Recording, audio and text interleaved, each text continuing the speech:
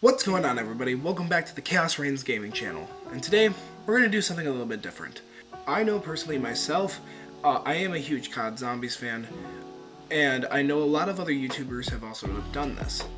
What I am going to do is I am going to be ranking all these maps. Primary ways that I'm looking at this for the maps are basically not the functionality, we're looking for originality, we're looking for replayability, we're looking at my personal opinion, so those might be a little bit subjective, and then on top of it, the Easter egg as well. So we're kind of encompassing everything into this a little bit. So we have 39 different maps. This is Treyarch only, no repeats. So that means that we are not doing like the Black Ops 1 and the Black Ops 3 versions of like Nocturne and Toten or Verrucht or Shinonuma. We're looking at for when they first came out. So we have the World at War versions of Noct through Doris. We have the Black Ops 1 versions of Kino all the way through Moon. And then we all have the Black Ops 2 versions, especially Origins. And then we have all of Black Ops 3, all of Black Ops 4, all of Cold War, and all of Vanguard. Because that's what we have up to recent. But if you guys enjoy this kind of stuff, please let me know down in the comments section. Please make sure you hit a like and hit the subscribe button and turn on notifications so you won't miss an upload. And why don't we just jump right into it that we're going through. So first off is Noct. Noct is bare bones, but it's a good bare bones. I mean, it is the precedence of how everything began.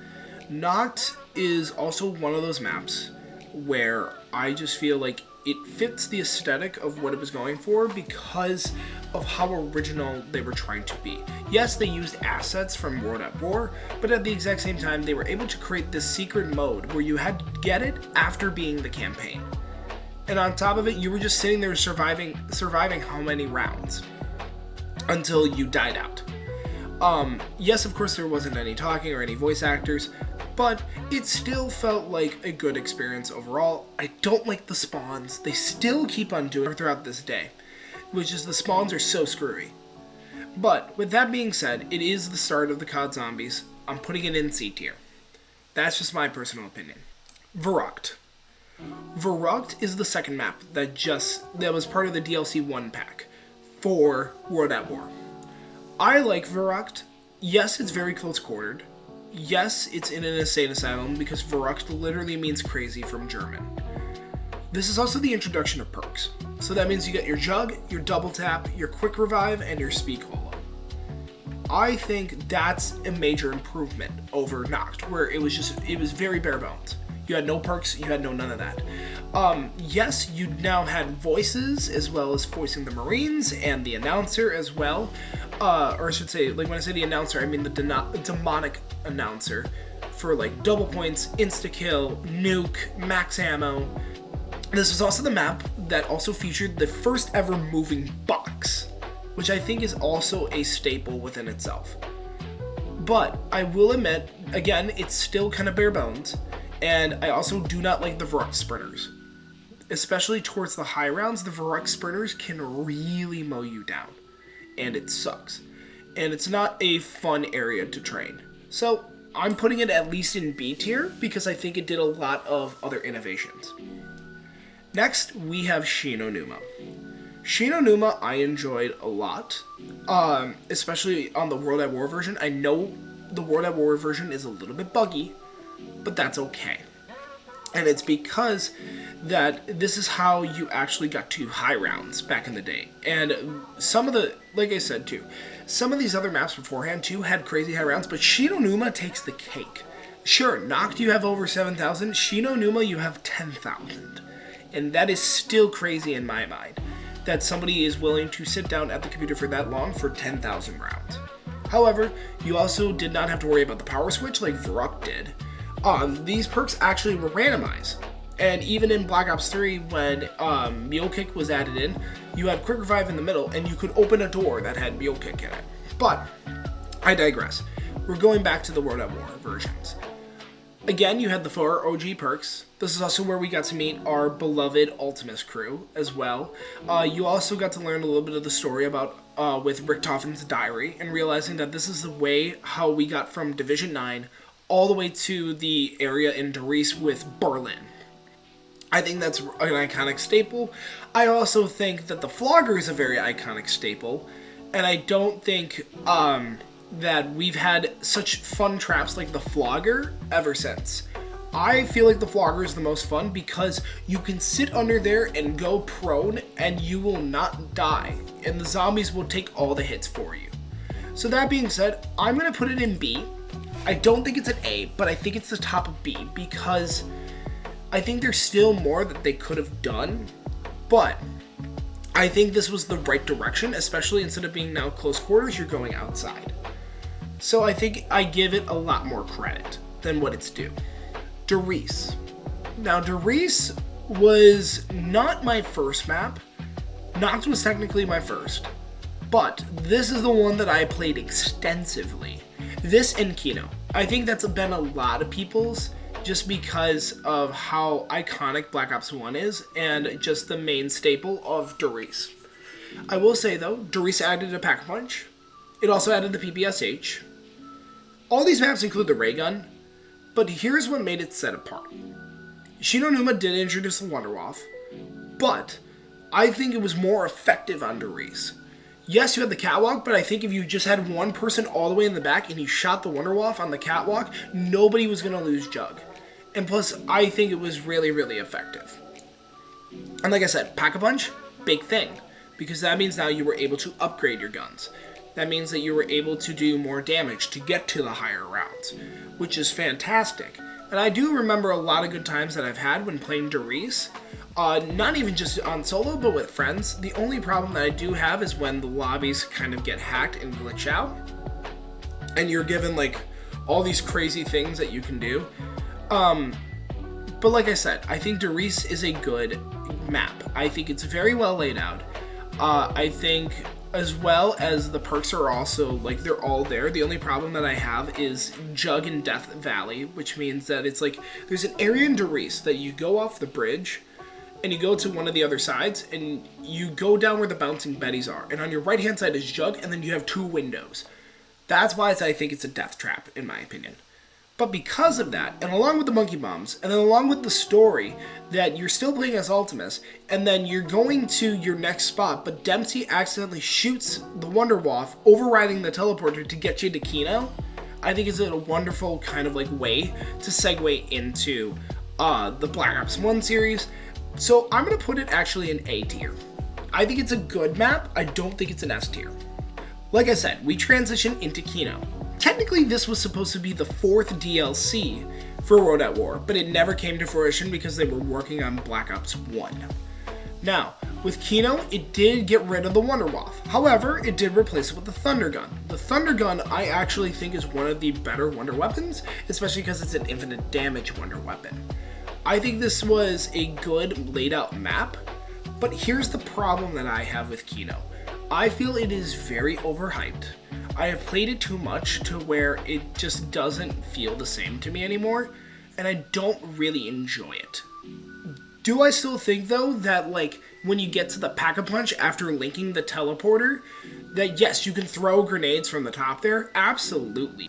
At the same time, I feel like this map is just, I feel like there's a lot more that it could have, and it was just feeling very gritty and gray and lackluster.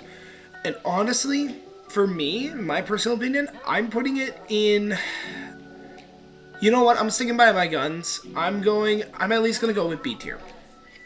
Purely because I think it's overhyped compared to the other map in this game, which was 5. 5, I actually enjoyed a lot more. It wasn't following the normal Victus crew. You were following the president of, like, the United States at the time, JFK. You had Robert McNamara, you had Castro, and you had Nixon. It was a nice spin-off compared to the normal Ultimus maps that we had, like, gotten, like, those characters. These were a new set of characters that we didn't know. 5 is also taking place at the exact same time as Ascension happens. So that means, yes, the Ultimus crew did find a lunar lander that was in Kino and went to the Cosmodrome in Russia. But the problem is just like, again, Ascension's a different map. So that we're going to be ranking a little bit later. But like I said, 5 for me personally, I enjoyed it a lot. I think it's cool because you have the lightest level all the way at the top. Then you have a darker area, which is the war room, and then the gross area, which is the underneath, like with the labs and all that. However, it did give us a really, really bad wonder weapon, the Winter's Howl. On paper, it sounds good. But the problem is, it's just it lacklustered in damage. Like, I think it's cool to have an ice gun, but you didn't give it that much damage, which causes it to be a very lackluster wonder weapon. But I will say, it is not the worst wonder weapon that we've had in zombies. I already know which one that is, and that's later down in the list. But I will say this. I think it deserves a B tier spot. And I think it goes above Shinonuma because it has a pack-a-punch. That's purely the reason why. And I have a little bit more favoritism towards 5, especially because it has an Eminem song as well. But like I said, 5 for me is just, I would play 5 more over Kino. And that's just preference. We're going to Ascension. Now this isn't a Russian Cosmodrome. This is when Ultimus found the lunar craft from Kino and brought it over to Ascension. Now, with this map, I think it is stupidly easy. I think if you just get Quick Revive, Jug, PhD, and Speed Cola, you're set. However, like I said, with PhD, it also introduced Stamina, which I also give it a plus for. But there's a main reason why I think that I'm going to put Ascension all the way up into the highest point here of B tier, and it's because it's the first map to introduce an Easter egg. You actually had to go online with 4 people, and I've done this Easter egg multiple times. Links will probably be in the description. If not, just go check out my Ascension runs. I did one for a stream, and I also did it solo. I think Ascension has one of the most unique Easter eggs in terms of, like, even though it's simplistic, it's good. So what you basically have to do is you have to launch the rocket. From there, you explode the rocket, you can get a double points. But that's technically the first part. The second part is you gotta find these nodes around the map. You have to get the Gersh devices, which is one of the new tacticals, which are really, really cool. You have to throw it outside of the map, you have to get an electrical box, suck it up, activate 4 nodes, and then overcharge those nodes to get Gersh to Agartha. That is cool. And I think it was a great way to bring in Easter eggs into the COD story. I will say that the biggest issues that I have are, it has the Thunder Gun again, which is awesome. But if you try to shoot the Thunder Gun with the zombies, you can get a glitch where they don't actually get impacted by the Thunder Gun bullet. And that's one big issue. Secondly, the monkeys. There are space monkeys that come down in lunar landers, and on Black Ops 1, they are so spread out where you can lose any perk at any time. And it's annoying. It's like, in Black Ops 3, they solved it because they clumped them all together. But with Black Ops 1, it was like you could be defending Stamina, but yet one's attacking PhD. So you had to run all the way across down there. And it just didn't... I just feel like in Black Ops 1, it's a little bit more of a pain. Rather than trying to be a mechanic that was similar to Hellhounds, like in Shinonuma, in Derice, and in Kino. 5 at the Pentagon Thief, which wasn't bad. But, like I said, Ascension, the monkeys take away your perks. I'd rather have them take away my drops, which later we'll talk about more when we get into Shangri-La. I would rather have them talk about, like, take my drops than my perks. That's the big issue that I have. Call of the Dead. This is my second favorite map. And I like it because it introduced a celebrity voice cast of Sarah Michelle Gellar, Michael Rooker, Danny Trejo, and my favorite Robert Englund. And I know people don't really like Robert Englund with his voice quotes in Call of the Dead. I like him personally because I am a horror movie buff, and I love the Nightmare on Elm Street series. So, honestly, this is going to become as a shock. I'm putting it in A tier. Now, my reasons why specifically are Nobody has gotten to around 100 on this map. Only on the BO3 mods have people done this, because they remastered Call of the Dead on the mods. Secondly, George Romero. I think he's a unique mini-boss that, yes, if you are doing it by yourself, he has 250,000 health, and then with 4 people, he has 1,000,000 health. However, if you complete the Easter egg, you can kill him, and he will drop a Wonder Waff and a free perk. And speaking of perks, Deadshot Daiquiri makes an appearance in this one. It's not great, but I will say it's unique because on PlayStations and on Xboxes, if you had Deadshot Daiquiri, it was an automatic headshot scope. And that was cool.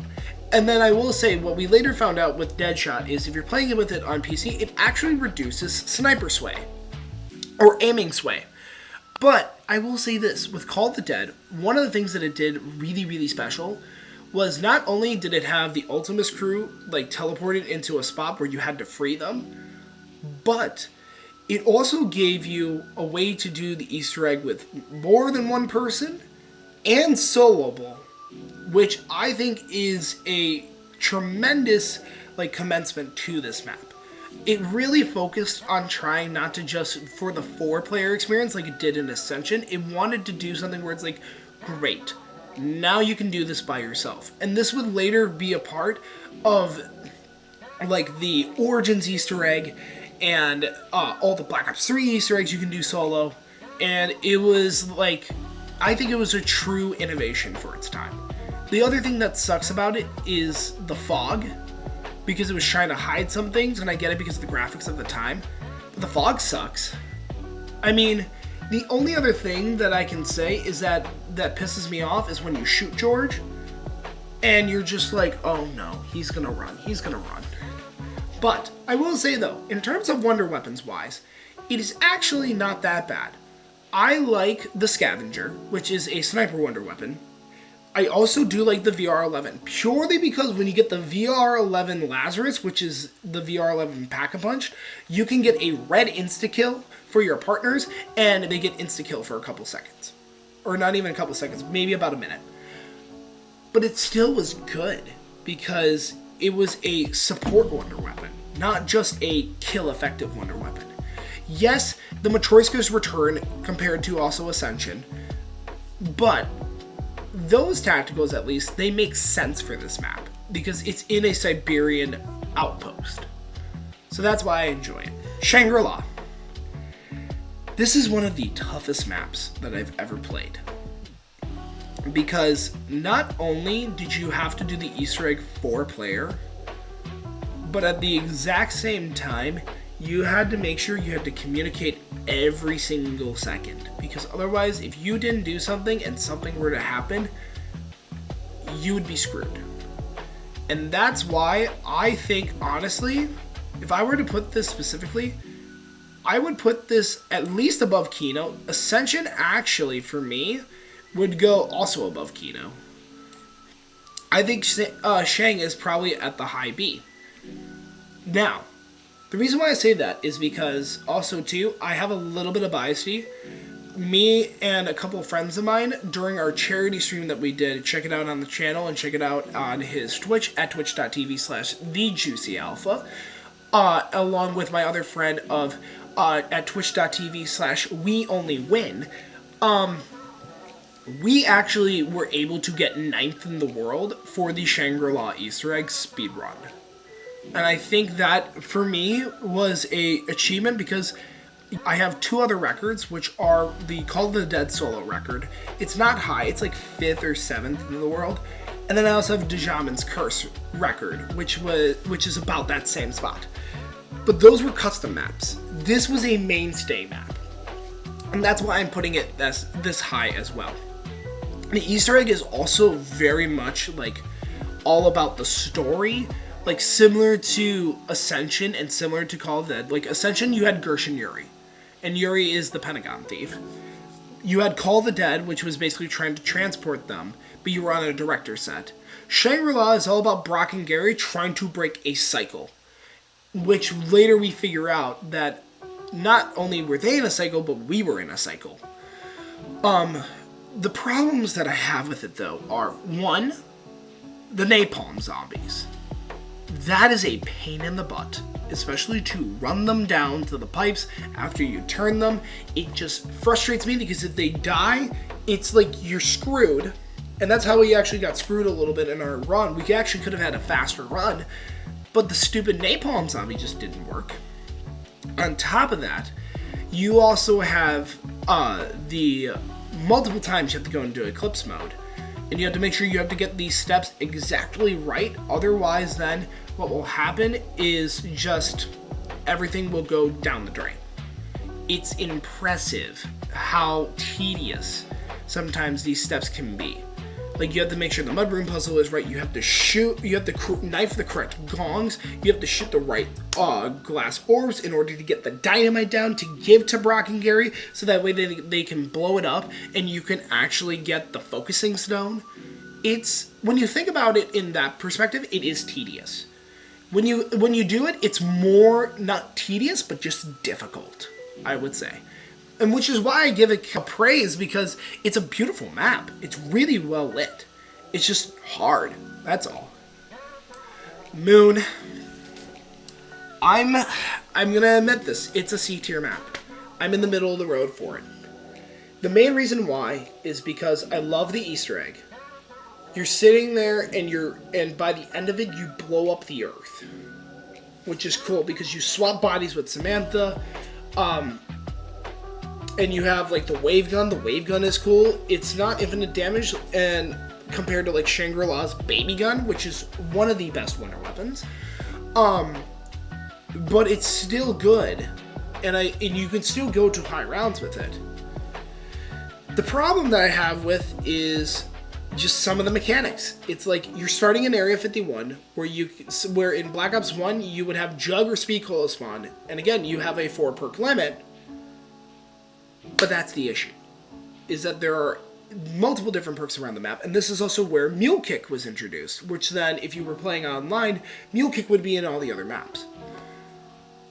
But like I said, I think the low gravity can be very annoying at points when you're running, and then you just accidentally jump, and you skip the top of it, and you just land yourself right into a horde of zombies.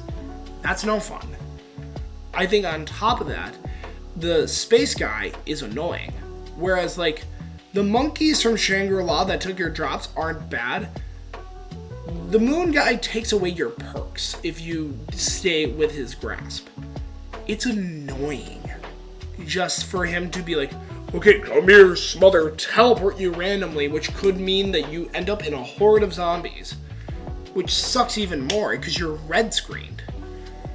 On top of that, you have the Gersh devices. Cool, those are great. QEDs, little less great, more RNG. And when I say RNG, I mean, like, the way the excavators come down, you're taking a while.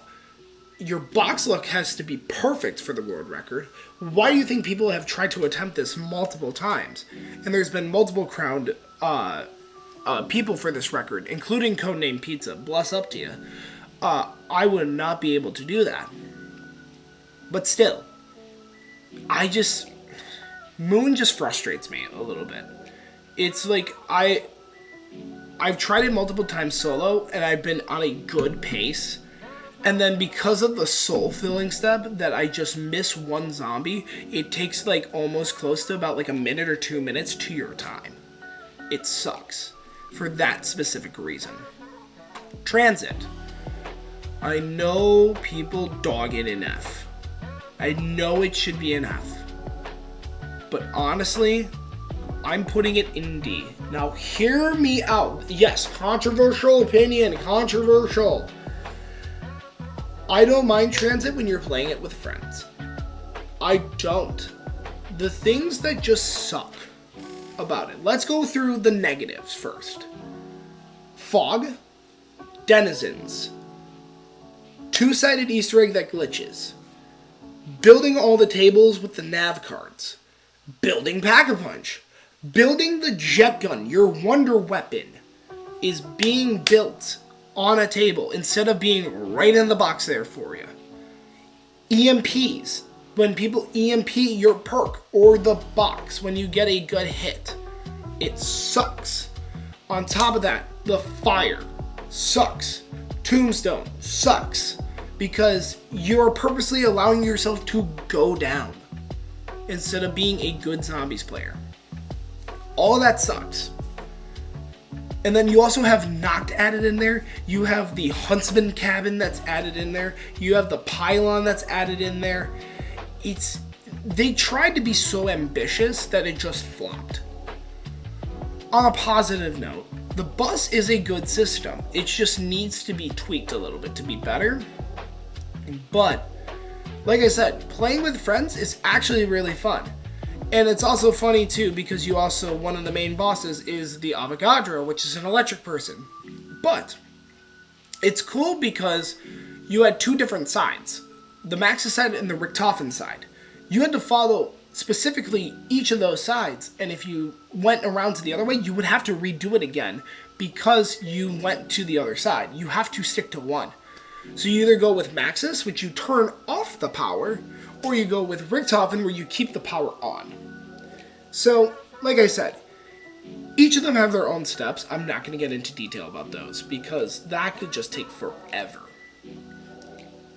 But I will say, it tried a lot and just didn't work. But speaking of trying too little that didn't work, Nuketown, all the way at the bottom of C. I like it playing with friends, and I think if you're just trying to grind out a quick thing. But here's what I will say about Nuketown. It's a copy skin from a multiplayer. On top of that, you don't have a really specific wonder weapon. You have the 4 basic perks. But the reason why I put it above Transit is because if I had to go back between Transit and Nuketown, I would actually rather play Nuketown because of being close quartered and actually getting that experience from close quartered. I will say it also did add the M27 and the LSAT, which was a good touch in my opinion. But the cool idea of the perks and the Pack-a-Punch coming out of the mushroom cloud is cool. And then on top of that, if you play it on original and you hear Richtofen talk to you and you go to round 25, you see their eyes change from orange to blue. That is cool. But like I said, it's very lackluster, but it's one that I would still play over Transit. Die-Rise is immediately F. I'm sorry. I know this is the first F, but let me explain why I really dislike Die-Rise. Verticality. We needed PhD Flopper. They did not give it to us. Why? This map is so vertical that it's like you slip off the edge, boom, you're dead. Or you're going down the grades of down the elevator, boom, you're downed. On top of that, you're dealing with the fall damage. You have the Sickle Fire, which is an amazing wonder weapon, but you can slip off it. Slip off the edge because of this wonder weapon.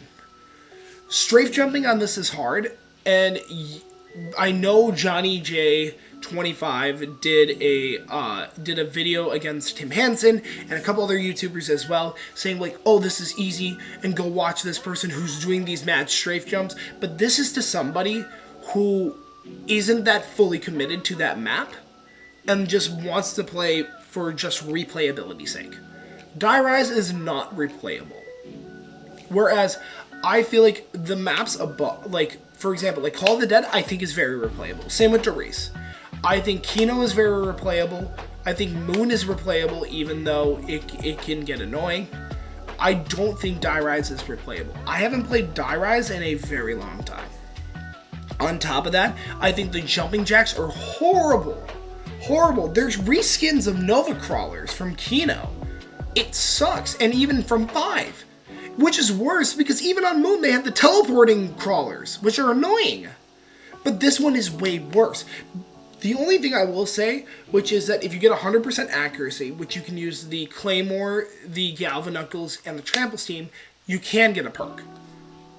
But like I said, I think there are so many flaws that Transit is the main headliner.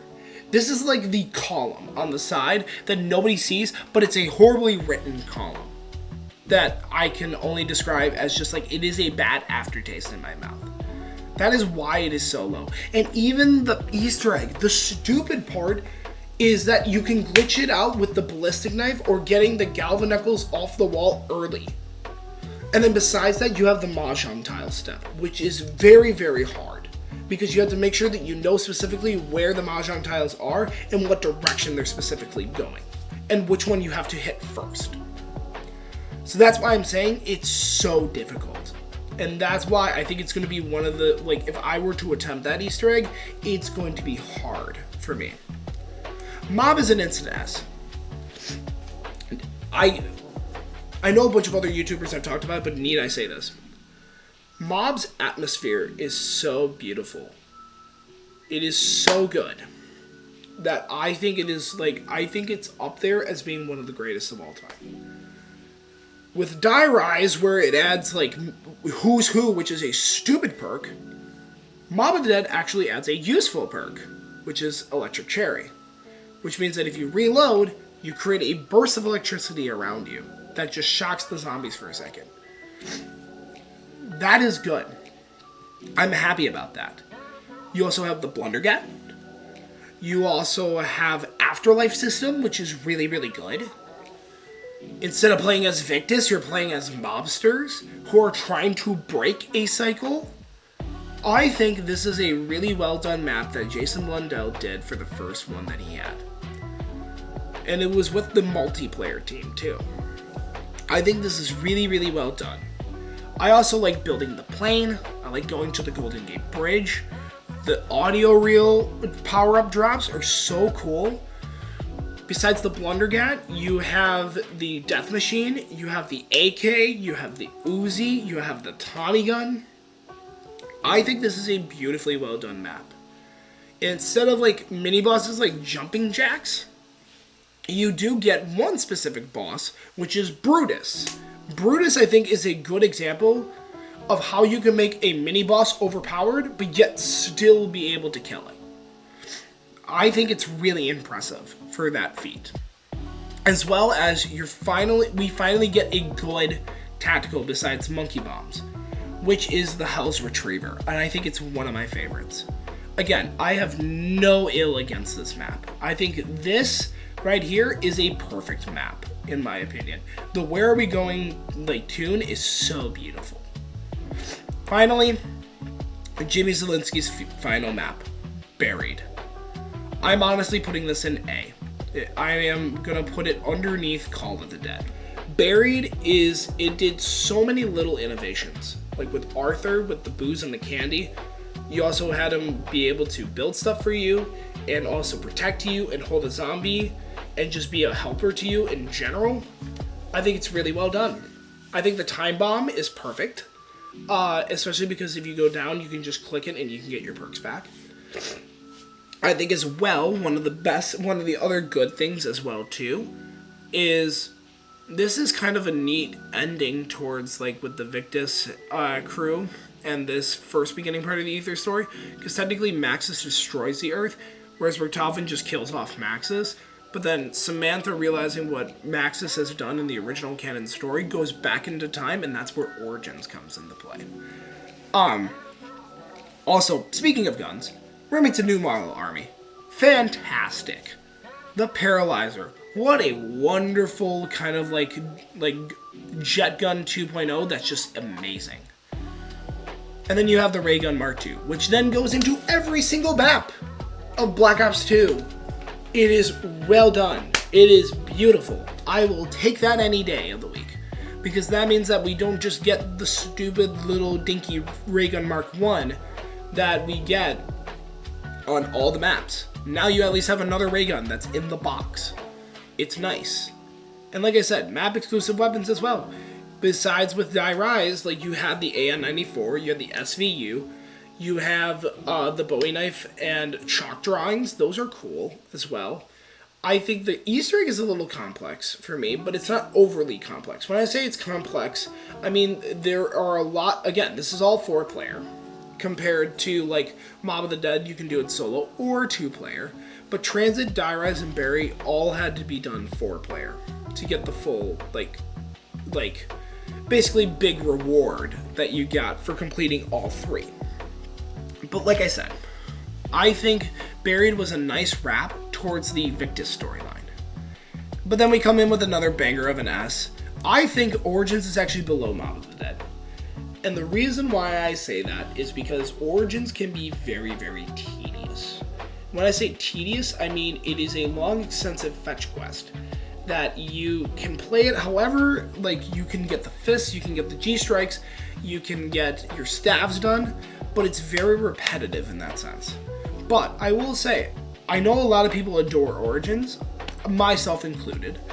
But at the exact same time, like I said, I think with those kinds of patterns, it just makes it a little bit kind of like, okay, I'm stepping over a little bit of toes when it comes to like picking up pieces and getting parts for like the fist and the rest of the Easter egg.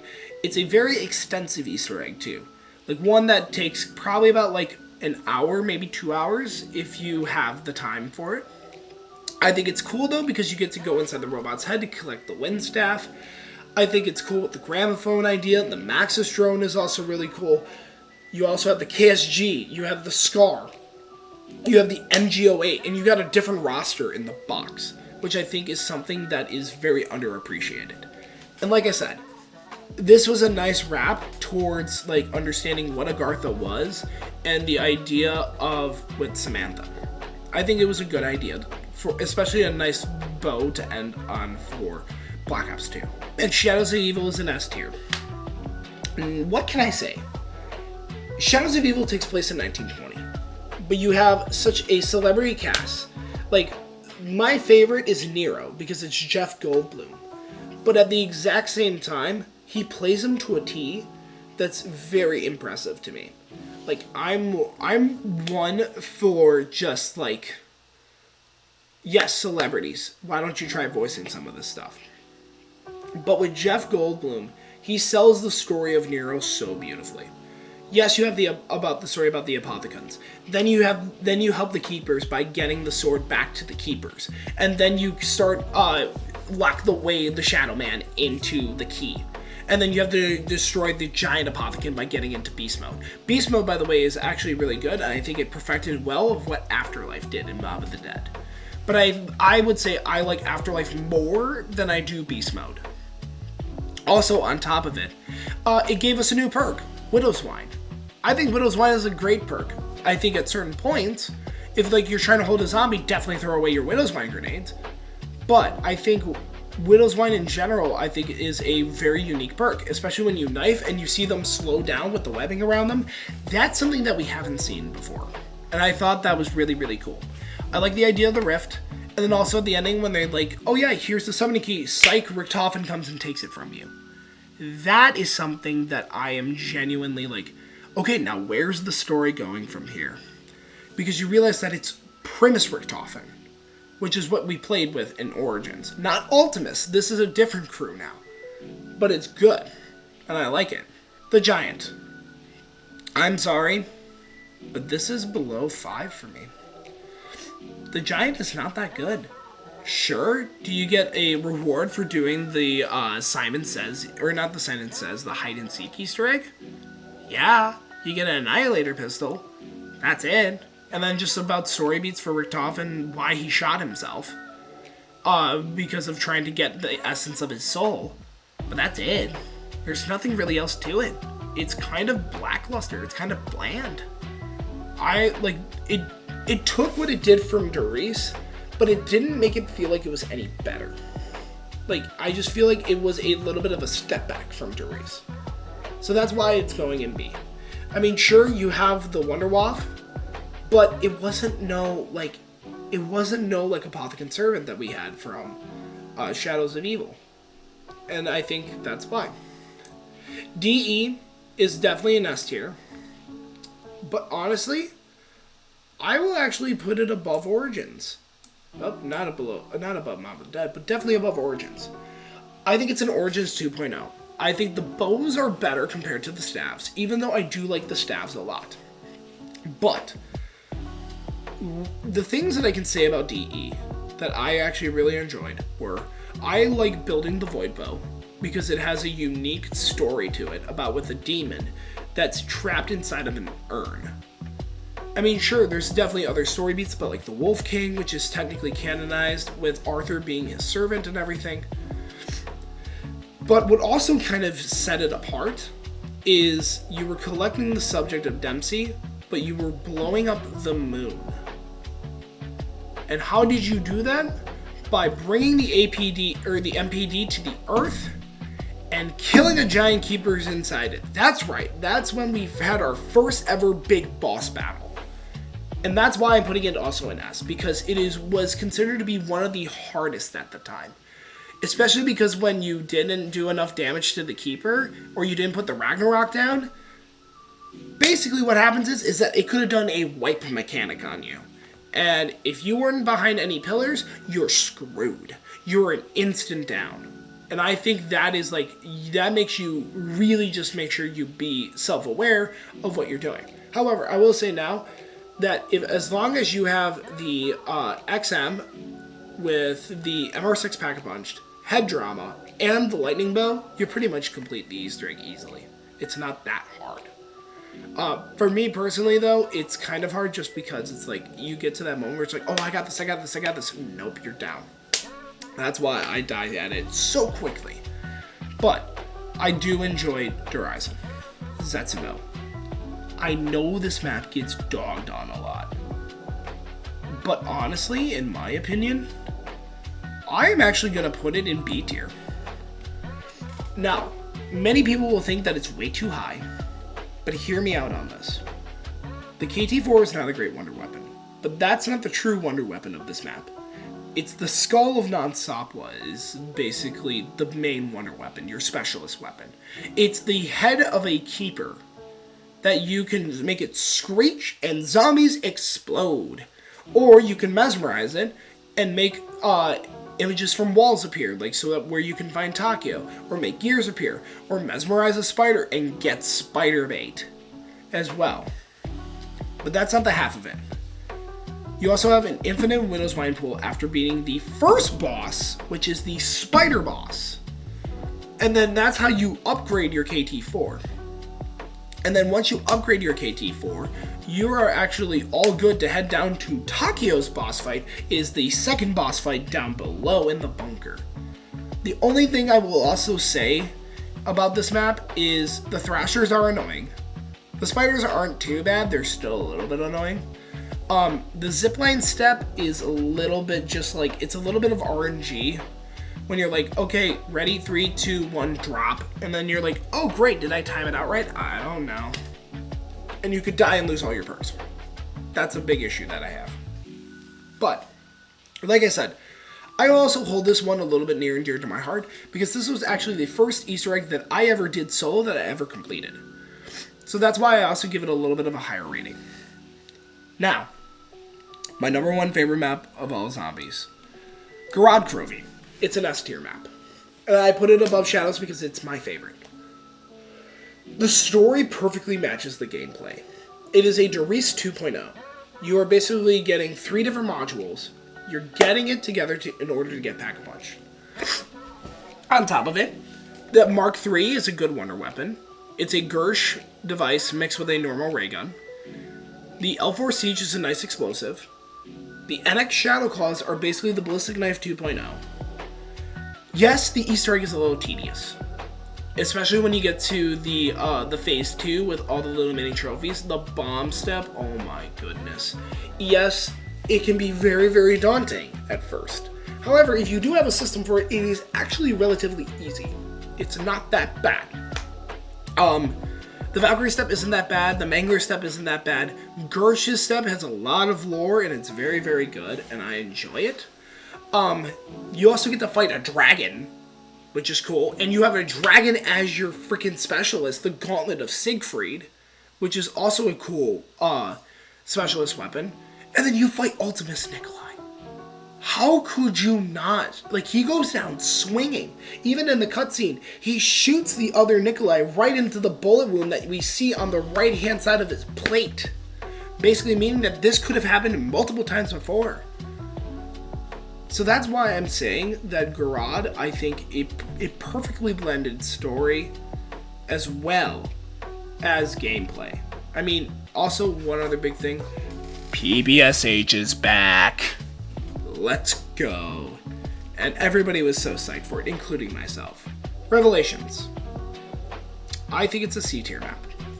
I know it gets a lot of fan service now, but the problem that I have with it is that it's not original.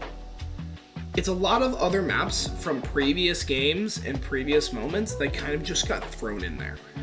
Like you have the Shangri-La temple area, you have the DE wall run, you have the Kino theater, you have Varux, you have Shino that's also in there, you also have Origins that's also in there, and a little bit of Mob of the Dead and a little bit of Buried. It's also just this was the hardest Easter egg that people had for a while before Black Ops 4 came out.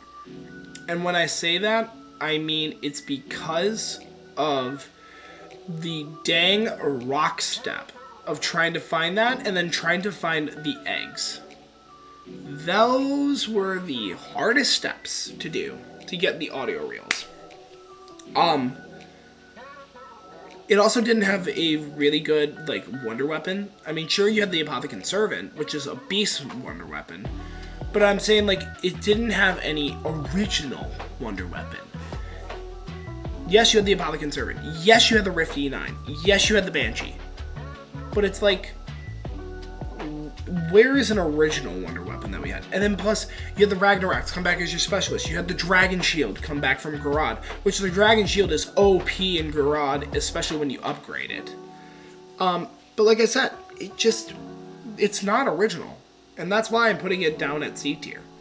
I think, though, it is one of the more fun Easter eggs to run as well with 4 people, especially if you know what you're doing. Blood of the Dead, F tier. I'm sorry. There were too many crashes that came out.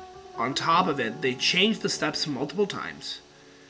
You had to wait for round 17 for Brutus to smack down the wall, unless you had monkey bombs that could do it faster. The Hell's Redeemer step doesn't work, or you have to get in a specific spot, which sucks. And then on top of it, it's like you have multiple steps that are just not, they're confusing. It's like, the worst one that I have is the Morse code step. Why is Morse code still a thing? The building 64 building 64 or whatever, and then having to go all the way to New Industries for Simon Says, that's annoying. And then just in general, you just fight a giant Brutus. Yeah, sure, the story bits were the most impactful that we've had, but they're not great. It's like, okay, cool, Richtofen's blood has to seal off this dimension, because otherwise then there could be dire consequences. But then it's like you have the Revelations Richtofen being like, oh yeah, so yeah, you know these blood vials that you took for Revelations to have infinite lives? Yeah, you don't need those anymore, because Monty's actually a bad person. And when you ask about who Monty is, we figured this out in Garad Krovi, who basically is like the alternate being of the Shadow Man, which is what you figure out at the beginning of Shadow's Zeal. Like I said, it's very convoluted when it comes into that case, because technically there's a theory that says that Monty and the Shadow Man were one, but then they split off into different beings, but who knows? So, but like I said, Blood of the Dead, you also did have the Blunder Gat returned, and the Acid Gat, but the Acid Gat was OP in Mob of the Dead. You don't even go for that anymore. Just go for the Magma Gat. It's like what the Acid Gat does, but except it's better on this map. And the perk system just sucks. Like, they wanted to eliminate crutch perks, like Jug. But you had a crutch perk like Dying Wish. That doesn't help your case. And you only get 1 tactical, you get 200 health to start, and you get a specialist. You're already now a tank. You're already now a god. Where's the progression? There is no progression. Which is why I feel like this entire game of Black Ops 4 is not as great. But let me tell you this, it is not as bad as Vanguard, and you will understand why my rage for it is so bad. Classified. C. The reason why I put it as a C is because it just gave us a little bit more of areas compared to what 5 had. You're playing as Ultimus as well instead of like the JFK crew. The Winter's Herald did get a little bit of a buff, which I do appreciate. The problem that I have with it is that there's no Pentagon Thief as well. And then secondly, there is no Easter egg. The Easter egg is you get to round 150 for the cutscene. No player like me would ever do that, because the highest round that I've gotten is on Mauer, and that's 72. And then I downed. Stupidly, also for that reason. Classified. Why is it in C tier? Well, I've already kind of explained that.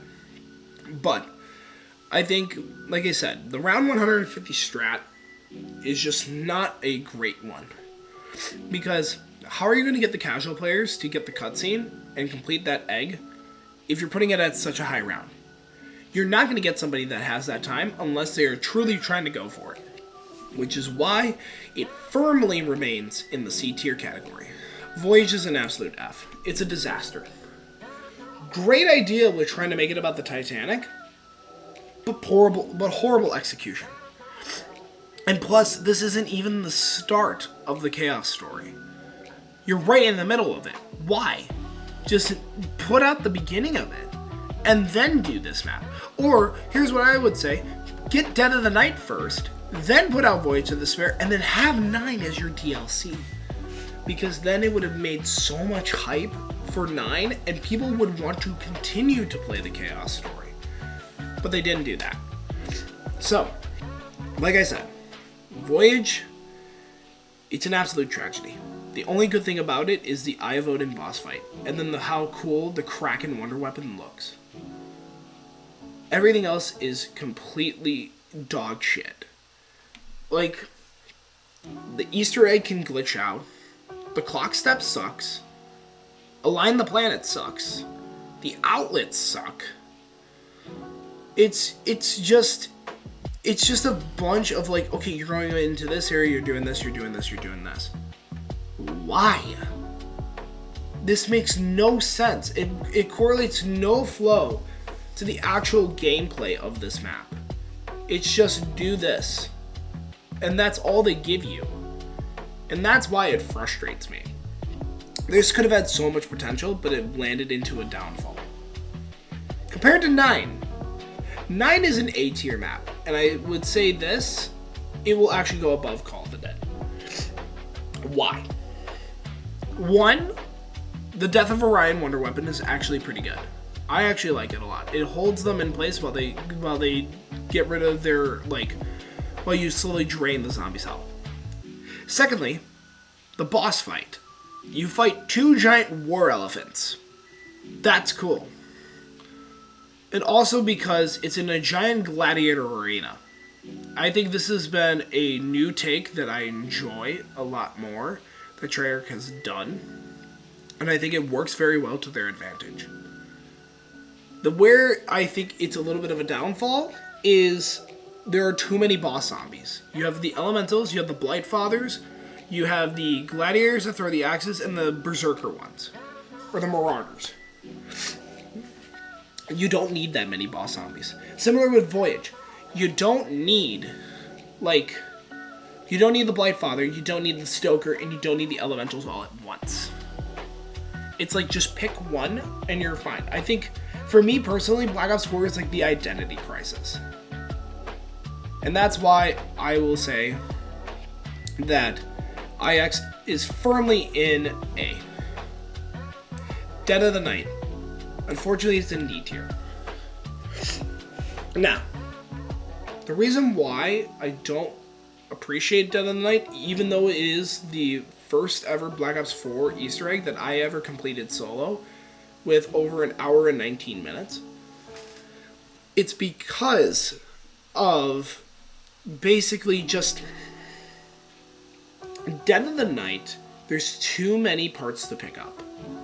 Like, you have stuff for the steak knife, you have stuff for Alistair's Folly, you have stuff that you need to pick up for the silver bullets, for the Wolfman, and also for the vampires. You have to pick up their bile in order to do the Nosferatu step.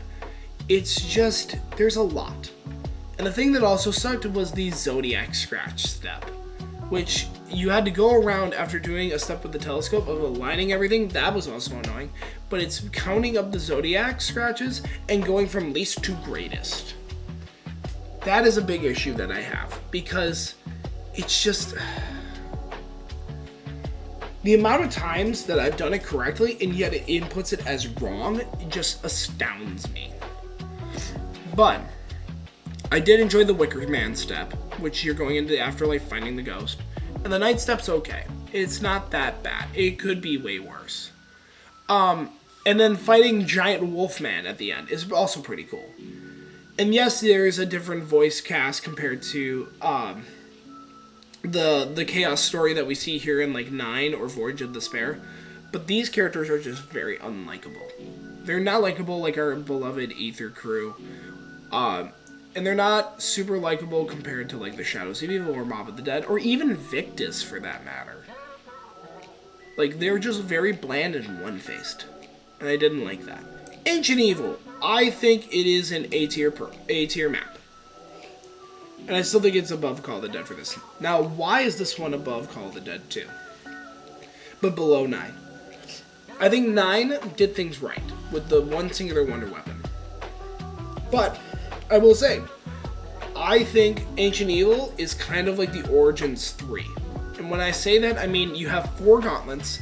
You have Gaia, Charon, Ouranos, and Helios. Or Hera. One of the two. I say Helios because it's the sun, but I could be wrong. Some of the steps on Ancient Evil were a little bit tedious, like the Sundial step, as well as the step for Ra is a little bit tedious. However, I will say it is one of the best comprised boss fights that we've had, because you get to fight Pegasus on like the actual area for like Mount Olympus for the gods, and then you end up fighting Perseus, who has been taken over by like this dark feeling because of what you later realize is the Oracle is Medusa. I think that it is such a peak moment for the Chaos story, and I'm sad that they didn't continue it, because there would have been so much more potential for this, especially because it's like, well, Shaw died, Bruno was part of the cult, and then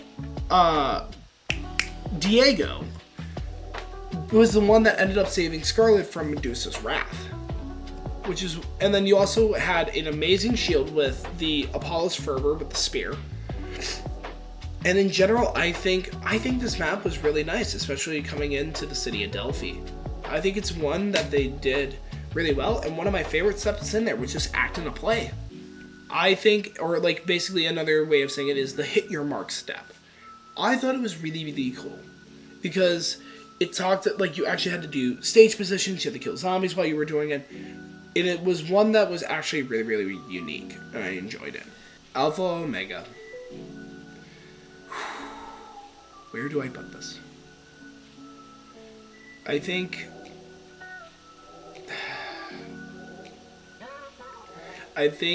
honestly, if I were to choose, I would rather be playing Alpha Omega over Blood of the Dead or Voyage. Now, I got another with a controversial pick, but hear me out on this. Would I play it over Transit? No. In a heartbeat, no. But would I rather play it over these 3? Yes. And it is because purely that it is you're playing with the Primus and Ultimus crew together. Yes, does it suck that you have to have the stamina as your modifier? Yes. It really, really does.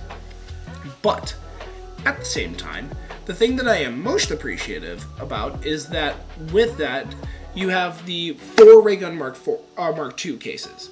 And you can make different ray guns. But they suck is my issue. Along with that, I don't like Rushmore. It's a really ripped off version of Sophia. You're playing back in Nuketown, but it's more expanded, which is a good thing because you have the bunkers underneath, but it's a bad thing because it's Nuketown. So, what else can you say? The thing that also sucks is the Nova Bombers and the Jolting Jacks can get annoying, as well, besides the Electrified Hellhounds.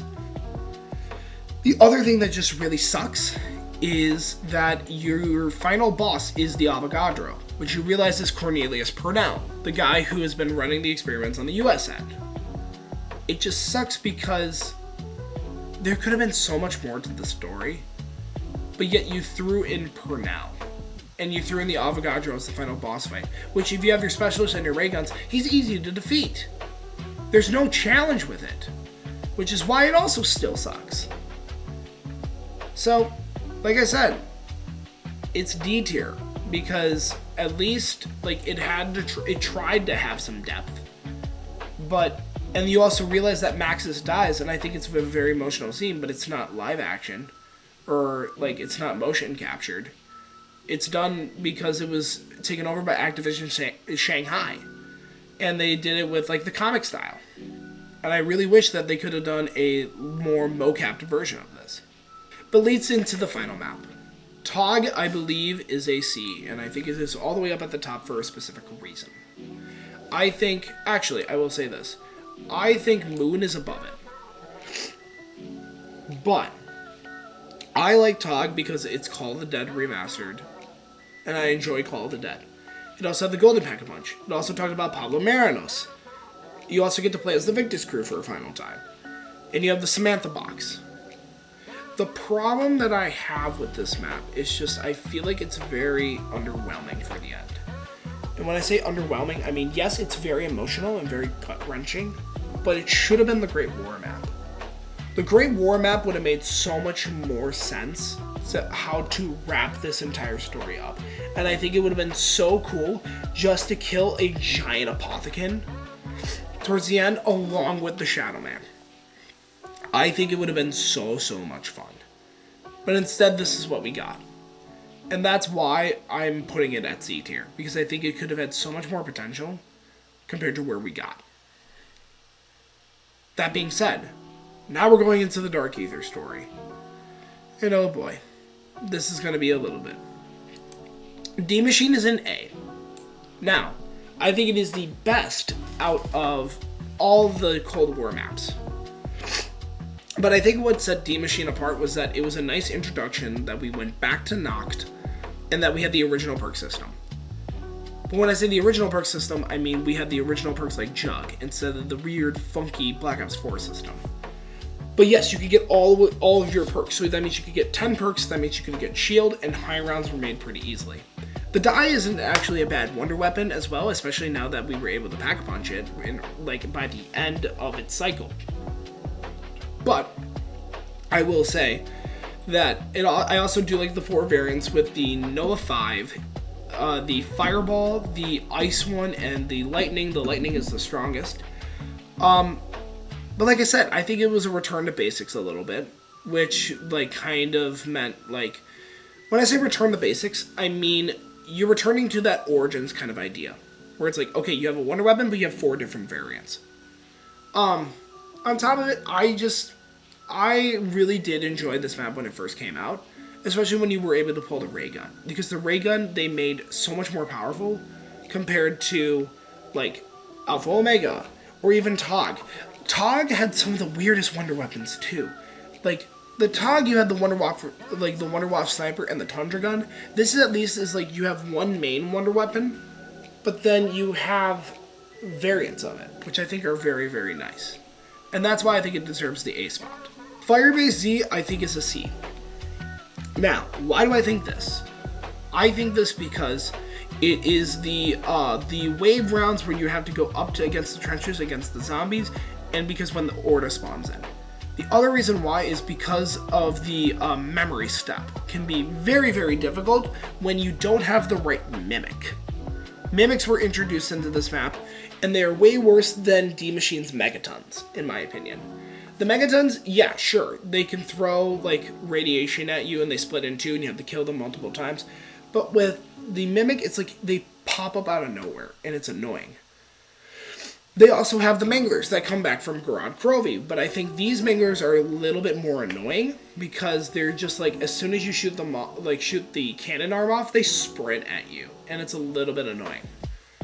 But I will say, I did like how it was taking place in Vietnam. I do like the idea of introduction to Peck and Kravchenko and Alexia because of the vision that we saw in the Dark Ether with D Machine. I think it really advanced the story really well. Outbreak. I think it's a D. And the reason why I say that is because as somebody who enjoys round base, it is not a round based map. It is one that is just it's its own thing. And I wish it could have had like its own game itself. Because I think in that way I think it actually would be really, really well. I think it would do really good. And yes, it did bring back multiple, it brought back majority of zombies players because this was an open world. But the problem is that there are too many places. There are 2 Easter eggs that are along with it. The Legion boss fight and the Orda boss fight. Each of them have their own endings. One is with working with Raptor 1, and then the other one you get shot down by Kravchenko. But like I said, I think it just threw a lot at us, and I just didn't feel like this was a great map overall, in my opinion. Mauer der Toten. I think Mauer, honestly, I think it's a B tier map. Now, I would put this at least above Shangri-La. And it's purely because I think it ties some story notes really, really well with Kravchenko coming in as okay, now you're working for me, and you have to kill Alexia. Because Alexia Valentina, you realize, is actually Alexia Vogel, which is the daughter of Dr. Vogel, who you learn from D Machine, and she tries to bring in through this Dark Ether army for her father. The problem, and I love the Cerberus. The Cerberus is a fun wonder weapon compared to the Ray K from Firebase, because it just was a ray gun rifle. That's why I didn't talk about it. It's because honestly, it's just a bland wonder weapon for Firebase. But Mauer, at least you had a talking gun that would talk back to you, and it was either Carver, Strauss, or I can't think of the chick's name. That's Dr. Gray. You would have those 3 talk to you. I think it was really, really cool. And then also I did enjoy Klaus, the little bodyguard that you had there. But again, it brought back the Krasny Soledad, which was a great kind of mini boss. But then it also had the Legion elemental shard guys that you had to get for the vials, which kind of didn't make sense. And also on top of that, you had the Manglers come back. Why? I don't know. Then you had Valentina's little red runners that could explode right in front of you. It just didn't. It felt like there was a lot that was too much. But again, it was also set in Berlin, which was also very, very nice. And I actually did enjoy that.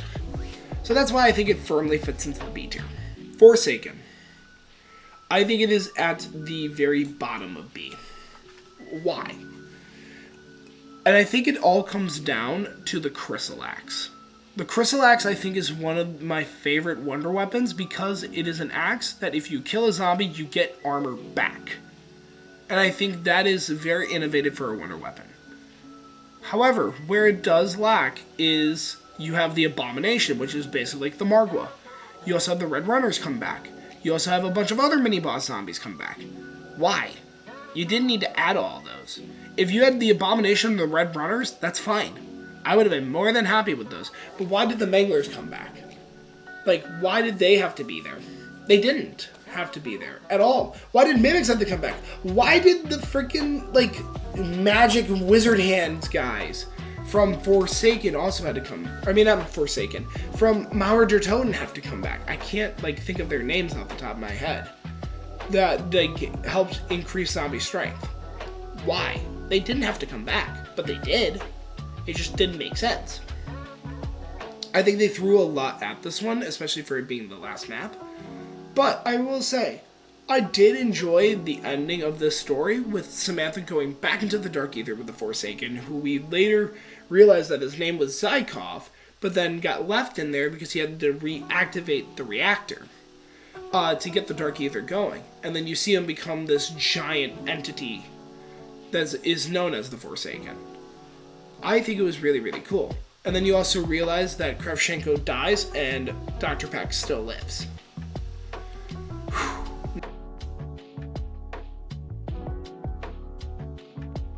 Now, we got through all the good ones. This one's in F. This one is in D. This one is in C. And this one's in F. Now, the reason why I'm kind of doing Vanguard all at once is because Vanguard in general is a shitty game. It is the worst one for zombies that we've had. It's bad. Let me go through the list why. Durong Fong. Couldn't pause it at the beginning. No ray gun wonder weapon. On top of that, they changed a lot of the perk system yet again to chalices. But yet, you have to pay for them to get increases instead of upgrading them through like abilities using ether crystals, which would have been so much better, like it did in Cold War. On top of that, you had the machine gun zombies that sucked. You also had, it's all outbreak based. No, if you're doing a map that is outbreak based, make it more open world compared to the round based that we got. Keep round based. Do not bring it into do not bring it into outbreak mode. Just keep round based as it is. It's simpler, it's easier, and people enjoy it. Terra Maledicta is only higher because it actually has a wonder weapon. It's still a very, very bad map. It's not very well laid out, and it's still outbreak mode. The reason why I say that it's only higher because of the wonder weapon is because it's a riot shield wonder weapon known as the Decimator Shield. That's the only reason why I would say that even Terra Maledicta is any better. And then Shinonuma, the reason why this one in Vanguard is at C is because you actually have an Easter egg that makes sense for the mirror in order to stop court effects, which I'm surprised I still even remember, but they switch it back to round base. And you have the Wonder Waff. It is so much better because it actually feels like a round base map. But that's the only thing. And then Archon, yes, it's a round-based map, but it's a complete reskin of Terra Maledicta. It's so bad. Like, Vanguard itself should have never been made like this. But it's because it's what Activision had wanted. And the problem that I had with it is that as soon as Archon came out, everything all crumbled. But like I said, I mean, it brought it back with Modern Warfare, not even just the 2019, but the 2022 version of Modern Warfare. So that's why I think that those games were a savior. And I think this right here was the kill shot for zombies. I think Shadows of Evil is the golden age. This is the Black Ops 4, I think, like, IX and Ancient Evil are like the Silver Age. This is like what killed the Bronze Age. This is going back to the Dark Ages, in my opinion. But I will say, in all, I think for just Treyarch Zombies maps, I think this is a really good list in my opinion.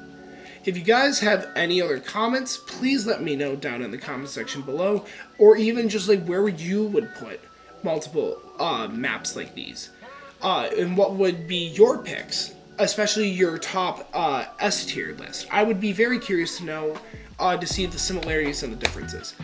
But like I said, thank you for joining me for this long video. I know it probably took you a while to get to the end here, but I really do appreciate it. If you guys want me to continue to do some stuff like this, please let me know by hitting a like down below.